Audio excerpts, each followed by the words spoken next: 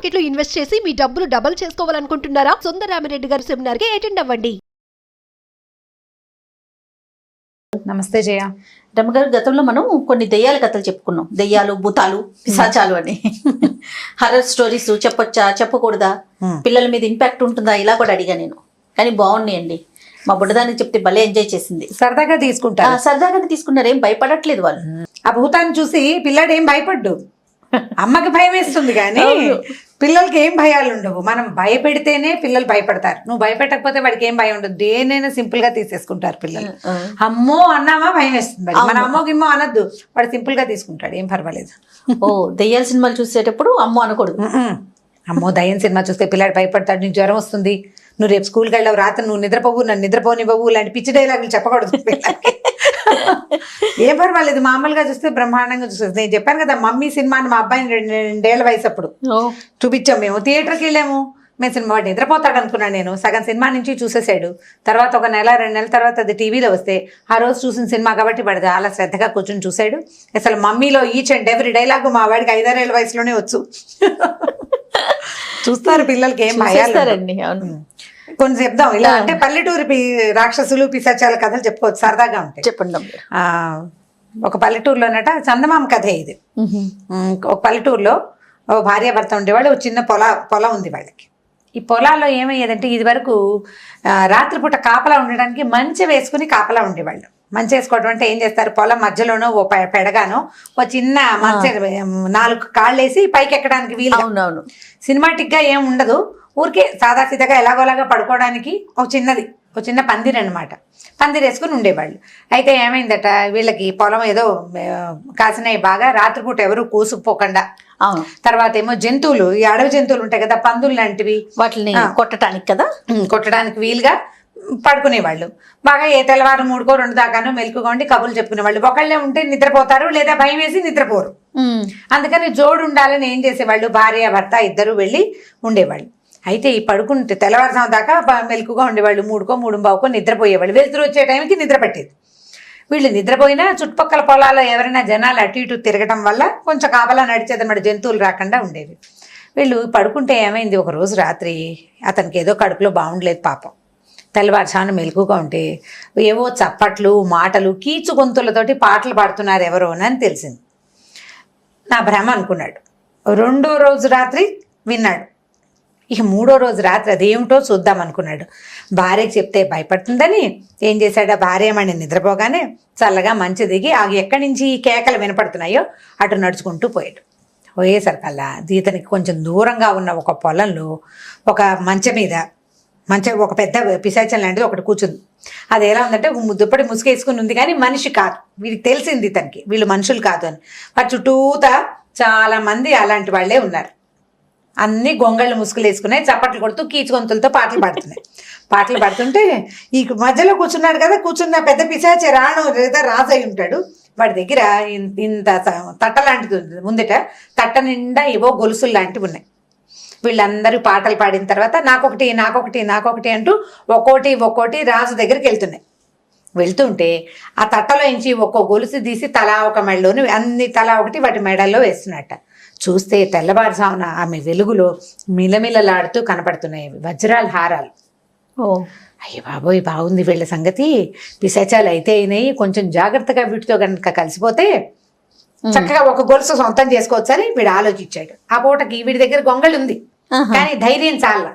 మర్నాడు చూద్దాం అనుకున్నాడు. 2వ రోజు ఏం చేశాడు, ఇప్పటికి 5-6 రోజులు గడిచినాయిగా. ఇతను దిగెళ్ళిన సంగతి భార్యకి తెలీదు, వైఫ్కి చెప్పలే. 2వ రోజు ఏం చేశాడు, సరిగ్గా పాటలు మొదలయ్యే టైంకి వీడు కూడా వెళ్ళిపోయాడు గొంగళి పుచ్చుకొని. ఈ మధ్యలో కూర్చున్నాడు మంచులో. ఇది రాజు చుట్టూతా ఇవన్నీ చప్పట్లు కొడుతూ కీచు గొంతులతోటి నాకోటి నీకోటి అని పాట పాడుతూనే వీడు కూడా పాటతో కలిసిపోయాడు. ధైర్యం అంటే ఆశ పాప జాతికి అన్నింటికంటే అన్నారు. పాపం కలిగిస్తుంది, ఎంత పనైనా చేయిస్తుంది జయ ఆశ. మనకి ప్రాణాల మీదకి వస్తే భయం వేస్తుంది కానీ మీదకి వచ్చేదాకా ఏం భయం ఉండదు, ఆశగానే ఉంటుంది. వాటితో పాటు తిరిగాడు. తిరిగేసరికల్లా అన్ని నీకోటి నాకోటి నాకోటి అని దగ్గరికి వెళ్తూనే అందరి మెడల్లో వేస్తున్నాడు. ఆ మధ్యలో చేరి కామ్గా వీడు కూడా ఏం చేశాడు, నాకోటి నాకోటి అని వాటిలాగానే కీచుగా గొంతు పెట్టుకుని వెళ్ళేసరికల్లా వీడి మెడలో కూడా ఒక వజ్రాల హారం పడిపోయింది. ఆ వజ్రాల హారం దొరకగానే చల్లగా అక్కడి నుంచి తప్పించుకుని వచ్చేది. వాటి గోళ్ళ ఉన్నాయి, వీడు వచ్చేసాడు. ఇంటికి వచ్చేసాక అక్కడి నుంచి ఏం చేశాడు, మర్నాడు పొద్దున భార్యకి చూపించాడు. ఎక్కడిది ఏమిటంటే ఇలా ఇలా మన పొలానికి అవతల పక్కన ఉన్న దిగుడు బావి దగ్గర ఉన్న మంచం మీద పిశాచాలు ఉన్నాయి, అవి డాన్సులు చేస్తున్నాయి. నేను ఇలా నాకోటి నీకోటి అంటుంటే నేను కూడా వాటితో పాటు చేరిపోయి ఈ గొలుసు తెచ్చుకున్నాను. ఎవరికి చెప్పద్దు, ఈ ఊళ్ళో కాదు, మనం పక్క ఊరు వెళ్ళిపోదాము. ఊళ్ళో పొలం చిన్న పొలం కదా, మా బాబాయ్ కొడుకు ఇచ్చేద్దాం. పక్క ఊరు వెళ్ళిపోతే ఈ వజ్రాల హారం అమ్ముకుని మనం హాయిగా ఇల్లు వకిలి పొలాలు అవి కొనుక్కుని మీ నాన్న వాళ్ళ ఊళ్ళో ఉందామని చెప్పి భార్యను ఒప్పించాడు. ఒప్పిస్తే వాళ్ళ ఆవిడ ఎంత బాగుంది హారం, నేను ఒక్కసారి పెళ్లినాటి పట్టు చీర కట్టుకుని ఈ వస్తువు మెళ్ళలో పెట్టుకుంటాను ఇవ్వమని అడిగింది. సరే ఏమన్నాడు, ఎవరికి చూపించద్దు, జాగ్రత్తగా ఉండు, ఎవరికైనా చూపిస్తే తెలిసిపోతుంది, విషయం తెలిసిపోతుంది. నలుగురు తెచ్చుకుంటామంటే అదే కదా, ఎలా ఏమవుతుందో పిశాచాలకు తెలిస్తే మరీ కష్టం అని చెప్పాడు. ఈ అమ్మాయి ఏం చేసింది, కొద్దిగా చీకటి పడేసరికల్లా చక్కగా మంచిది ఎర్ర పట్టు చీర ఏదో ఉంది, పెళ్లినాటి పట్టు చీర కట్టుకుని తలకాయ దూకుని పువ్వులు పెట్టుకుంది, ఈ మెళ్ళలో ఈ వస్తువు పెట్టుకుని అద్దంలో చూసుకుంది. సరే సంతోషించే లోపల ఏమైంది, వీళ్ళ పక్క ఇంట్లో ఉన్నటువంటి దాని కజిన్ బ్రదర్ తాలూకు భార్య ఠకీమని తలుపు తోసుకుని లోపలికి వచ్చేసింది. చూసేసరికల్లా ఇప్పుడు చెప్పాలి కదా, పట్టు చీర పెళ్లినట్టుది ఆవిడకి తెలుసు. ఏమిటి అక్క సింగారిచ్చావు, మళ్ళీ అబ్బో ఎంత బాగా మెరుస్తుంది, ఎక్కడిదే ఏమిటి అనేసరికల్లా నువ్వు ఎవరికి చెప్పకాని రహస్యాన్ని భార్యామణి పక్కింటి ఆయన భార్యామణికి చెప్పేసి చెప్పి ఎవరికి చెప్పద్దు, పిశాచాలకు తెలిసినా కష్టం, ఈ ఊళ్ళో ఎవరికైనా తెలిసినా కష్టం. మేము ఏదైనా ఇల్లు బాకిలి కొనుక్కుని ఆ ఊళ్ళో కనుక సెటిల్ అయితే నీకు కూడా ఏదైనా వనరు చూస్తా, నువ్వు మాత్రం ఎవరికి చెప్పద్దంటే సరే చెప్పరనుకో, కానీ వీళ్ళకి వచ్చిన వస్తువు నాకు కావాలని అనిపిస్తుంది కదా న్యాచురల్లీ. అక్కడి నుంచి ఇంటికి వెళ్ళిపోయింది ఈవిడ. వెళ్ళిన తర్వాత ఈ అమ్మాయి ఏం చేసింది, భర్త వచ్చే లోపల వస్తువు తీసి దాచేసింది, చెప్పకుండా ఊరుకుంది. దీనికి చెప్పాను అని భర్తకి చెప్పాలి. అది ఈ పక్కింటి ఆవిడ ఇంటికి వెళ్ళాక ఏం చెప్పిందంటే, వాళ్ళు వస్తువు తెచ్చుకున్నారు, ఎంచక్క వజ్రాల హారాలు వాళ్ళకి దొరికింది, నీకెందుకు దొరకదు, నువ్వు మాత్రం ఎందుకు వెళ్ళవు, నువ్వు వెలుగుగా ఉండలేవా, నువ్వు నీ మొద్దు నిద్ర నీ వల్ల కదా మనం కూడా మంచి మీద ఎన్నాళ్ళలో పడుకున్నావు, ఇంతకీ ఆ దిగుడు బావి మనకి దగ్గర వాళ్ళకంటే మన పొలం ఇంకా దగ్గర, నువ్వు ఏనాడైనా విన్నావా, డబ్బులు వచ్చే మార్గాలు చూడమని మొగుడిని తిట్టిపోతుంది. తిట్టి ఏం చేసింది, ఇవాళ రాత్రి ఎట్టి పరిస్థితి ఆయన అయితే వెళ్ళు, ఇంకా వస్తువు వచ్చేసింది కాబట్టి నువ్వు వెళ్ళి తీసుకురావాలంది అనేసరికల్లా ఏమైంది, సరే మరి ఏం చేస్తాడు, భార్యలు ప్రొవోక్ చేస్తే భర్తలు ఆగలేరు, ఈ పరిస్థితుల్లో అసలు కుదరదు. సరే తెల్లవారుజామున ఈయన ఏం చేశాడు, గొంగళి కప్పుకుని పాటలో వెళ్ళాడు. వెళ్ళేసరికల్లా ముందు రోజు సాయంకాలం రాత్రి ఏమైంది, ఈయన మన మొదటి రైతు గారి మెడలో వస్తువు పడిపోయి వచ్చేసిన తర్వాత ఆఖరి ఒక పిశాచం మిగిలిపోయింది, దాని మెడకి గొలుసు లేదు. అంటే ఎవరో ఒకడు మన దగ్గర చేరి గొలుసు కొట్టేశాడని వాటికి అర్థమైపోయింది. అవి చూస్తున్నాయి, మళ్ళీ వస్తాడేమో చూద్దామని. ఈసారి అసలు వాడు రాలా, కొసరు వాడు వచ్చాడు, వీడికి అస్త వెళ్ళాడు. వెళ్ళేసరికల్లా అవన్నీ నీకోటి నాకోటి అని పాడుతున్నాయి, మధ్యలో వీడిని గమనిస్తూ ఏం చేసినాయి, వీడు వస్తువు కోసం వెళ్ళంగానే తల ఒక దెబ్బ వేసినాయి. అయ్యో గొలుసేదంటే వీడి మేళ వాళ్ళే అవేమనుకున్నాయంటే వీడు వేరే వాడని వాటికి అనుకోలే, నిన్న తీసుకెళ్లిన వాడే ఇవాళ వచ్చాయి అనుకున్నా. వస్తువు ఇవ్వమని కొట్టినాయి, టపా టపా కొట్టేసినాయి. వీడి కేకలు గావు కేకలు వినపడేసరికల్లా మొదటి రైతు మంచి మీద పడుకున్నాడు కదా భార్యతో సహా, అతను ఏం చేశాడు, పరిగెత్తుకుంటూ వచ్చి అరుచుకుంటూ వచ్చేసరికల్లా మనుషులు వస్తున్నారని పిశాచాలన్నీ పారిపోయింది, వదిలేసిన. ఈ చావు దెబ్బలు తిని అక్కడ పడున్నాడు వాడు. ఇదేమిట్రా అంటే, నువ్వు ఏదో వస్తువు తెచ్చావుట, మా ఆవిడికి చెప్పింది, ఆవిడ నన్ను చంపింది, ఇవేమన్నీ నన్ను కొట్టినాయిరా నాయన అంటే, ఇక వీపు నిండా దెబ్బలు, చెంపలు నిండా పాతతోటి ఆశకి పోయినందుకనమాట. వాడిని మోసుకొస్తే ఇప్పుడు వజ్రాల హారం వీళ్ళ ఇంట్లో ఉంది, అవి ఏం చేస్తాయో తెలియదు. వాడిని కొట్టినాయి, రేపొద్దున వీడు కాదని తెలిసిపోయింది.